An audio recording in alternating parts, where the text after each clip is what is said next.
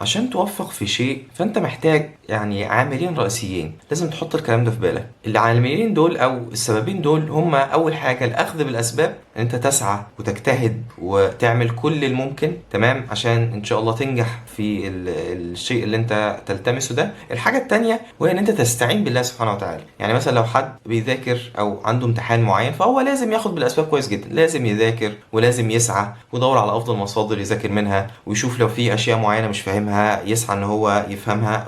كل الاسباب الممكنه، يعني كل الاسباب اللي انت تقدر تعملها تاخد بيها. ولكن في جانب تاني بقى لا تغفل عنه، هو ايه؟ وهو الاستعانه بالله سبحانه وتعالى. ويعني لازم يبقى في حاله موازنه ما بين الاثنين تمام، لان انت لا تستعين بالله سبحانه وتعالى اطلاقا فده والعياذ بالله يعني كانه شرك، انت بتشرك بالله سبحانه وتعالى، لان في النهايه العون والتوفيق والسداد كله من عند الله سبحانه وتعالى. وان انت ما تاخدش بالاسباب خالص ده يعني ايه؟ ده دروشه تمام، يعني اللي هو ايه؟ هقعد ادعي ربنا سبحانه وتعالى وانا ما اعرفش اي حاجه عن اي حاجه واستنى من ربنا سبحانه وتعالى ان هو يوفقني، والعياذ بالله ايه؟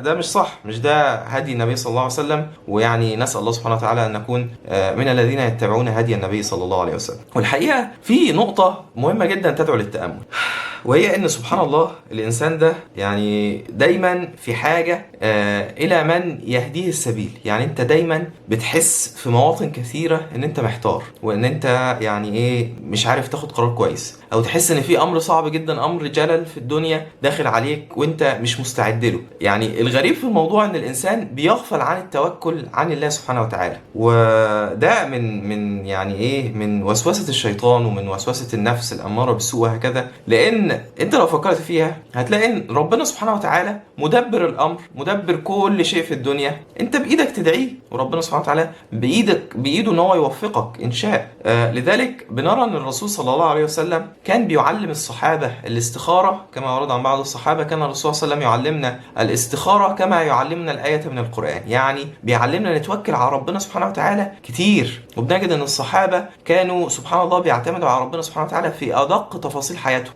كان بعض الصحابه يقول ان احنا بنسال ربنا سبحانه وتعالى حتى ملح الطعام، يعني بنسال ربنا سبحانه وتعالى عزكم الله حتى رباط الحذاء. يعني لو حد من الصحابه محتاج يعني رباط للحذاء بتاعه كان بيدعي ربنا سبحانه وتعالى ان هو ييسر له ويبقى عنده الرباط ده. وده من باب سبحان الله الاستعانه بالله سبحانه وتعالى، ان انت في قرارة نفسك تحس ان فعلا اياك نعبد واياك نستعين، ان العون والتوفيق والسداد كله من عند ربنا سبحانه وتعالى. فيعني اذكر نفسي واياكم ان الانسان بطبيعته محتاج لرحمه ربنا سبحانه وتعالى وتسديده في تفاصيل حياته. لذلك لا نغفل ان احنا ندعي ربنا سبحانه وتعالى. الله سبحانه وتعالى يقول خلق الانسان هلوعا. طبيعه الانسان انسان هلوع، ما بيصبرش، يعني تحسه كده متكعبل في حياته.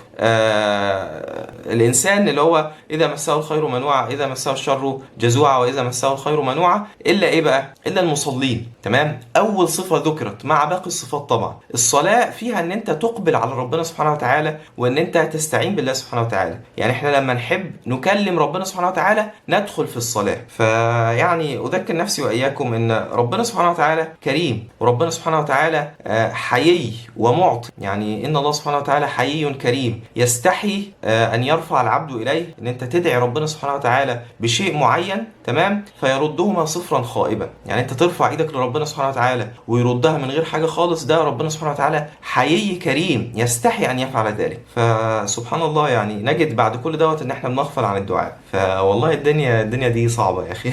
الدنيا دي فعلا لهو بتلهيك عن ربنا سبحانه وتعالى. فنسال الله سبحانه وتعالى ان هو يوفقنا ان احنا نستعين به، لان سبحان الله حتى الاستعانه بالله سبحانه وتعالى اللي هي عباده ده توفيق من ربنا سبحانه وتعالى. انت تجد قلبك معلق بربنا سبحانه وتعالى مش بالاسباب بس، ده توفيق من ربنا سبحانه وتعالى. يعني سبحان الله المؤمن الحق بياخد بالاسباب فعلا، يعني هو المفروض ياخد بالاسباب، بس بيبقى جوه نفسه مقتنع ان الاسباب ديت لو ربنا سبحانه وتعالى ما يسرها ليش وما سببها ليش فخلاص، يعني هي لوحدها لا شيء. يعني هو مقتنع ان هو مفتقر لله سبحانه وتعالى، هو فقير الى الله سبحانه وتعالى. فيعني ربنا سبحانه وتعالى يجعلنا من الفقراء الى الله.